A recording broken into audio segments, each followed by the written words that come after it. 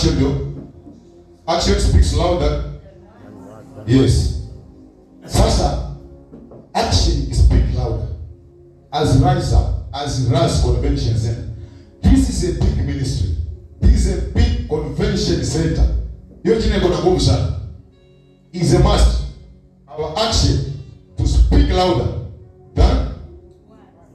Sio kama nielewa. Tunakuja polepole. Sometimes lazima tubebe mizigo ya watu wasiojiweza. Tushike mikono kwa watu ambao wanachechemea. Tuwafikishe katika malengo. Kama hata hutainuka leo wewe umemsongeza, Mungu anaweza kukufanyia jambo fulani kwa maisha yako ya baadaye na itakusaidia sana. Jina lako libarikiwe. Kama kuna watu wako hapo hawawezi kusonga, wasongeze. Shida ni kwamba sisi tunaogopa sana. Kuna mtu mmoja alikuwa mbele za Bwana, alikuwa anaomba Bwana. That's a story nikimaliza. Akanasema, Baba ninaomba unibariki. Lakini unaponibariki adui yangu pia aone nikibarikiwa. Na ubariki sana mara mbili. Akaomba kwa Mungu.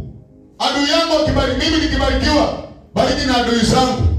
Mimi nikibarikiwa, bariki na adui zangu. Hiyo ndio ombi la kawaida ambalo tunatumia kila wakati.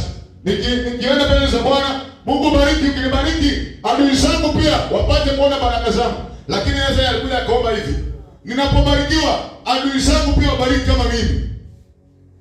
Mungu akangoja akamwambia, sasa nikubariki kama. Sasa akaanza kujifikiria. Mungu akampatia lesson, akamwambia, sasa wewe nikukubariki, nibariki adui yako double. Nikubariki, nibariki adui yako double. Sasa maisha kwamba akiomba magari moja, adui anapewa ngapi? Akiomba nyumba, adui anapewa ngapi? 2. Kama ameomba shamba eka moja, adui anapewa eka 2. Na huyo jamaa akafika mahali akapiga hesabu kwa Mungu, akaona muombe haendi. Akasema, Bwana, nataka ufanye na hivi. Sasa nataka, sababu nilikuwa nataka baraka, adui yangu afanikiwe. Kwenye maombi nimeomba, Mungu akasema kwamba nitakutimizia. Wakati ambapo Mungu alisema na jamaa akachange maombi, akasema hapana, change. Kile ninaomba utendee adui yangu mara 2. Na akasema Mungu akamuuliza, unaomba nini?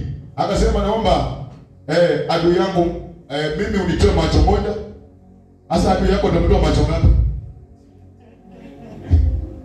Akiomba adui yake, kama anaomba atolee jicho moja, adui anatolewa macho ngapi?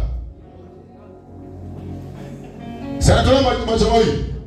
Yaani yeye alikuwa anataka, hiyo maombi ilikuwa inakuja, aliyapray wakati aliingia ndani kwa maombi kama yale, wakati alianza kuona the benefit of the prayer. Na sababu ako na maadui wengi, akaenda kwa Mungu mwenye anaweza na kumwambia, sasa nikuja niombe hivi. Ndio Mungu naye afanya awe maadui zangu kwa njia tofauti. Na Mungu hakupenda hiyo. Ombi lenye lilikuwa na nguvu, ile ombi lenye alikuwa anaomba Mungu ampatie wakati anafanikiwa, hata watu nao waendelee. Inamaanisha kwamba hao watu watasikia neno la Bwana, na wakisikia neno la Mungu lenye limefanya huyu akabarikiwa. Kama adui anaweza barikiwa, kama adui anaweza simama katika nafasi akaona kwamba huyu ndugu ndiye amebarikiwa, pia mimi nimebarikiwa hivi, lazima ataacha uadui. Lazima ataacha uadui. Haleluya. Jina la Bwana libarikiwe. Wangapi wananipenda bado? Inua mikono yako juu kidogo. Ninamaliza nikisema hivi. Wakorintho moja, tulikuwa tumesema Wakorintho wa kwanza 3:5, 6, 7 na 8. Paulo alikuwa